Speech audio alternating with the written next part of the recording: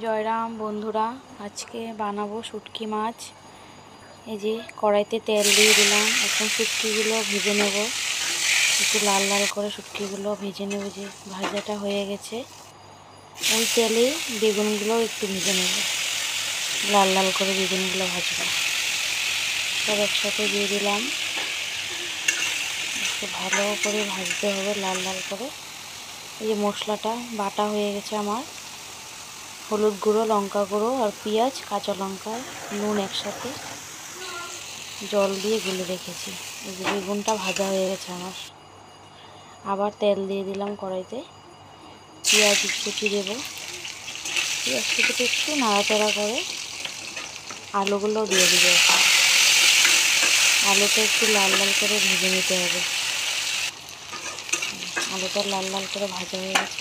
এখন এই গুলে রাখা মশলাটা দিয়ে দেবো, দিয়ে ভালোভাবে মশলাটাকে কষাতে হবে।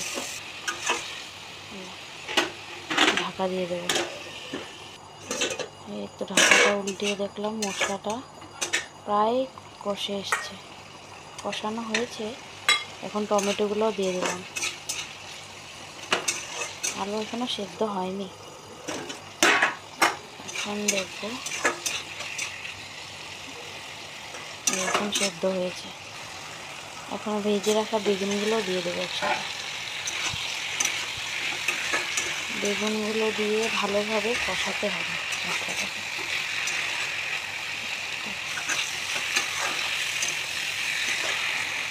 এখন শুটকি মাছটাও দিয়ে দেবো, যাতে একসাথে ভালোভাবে কষে যায়।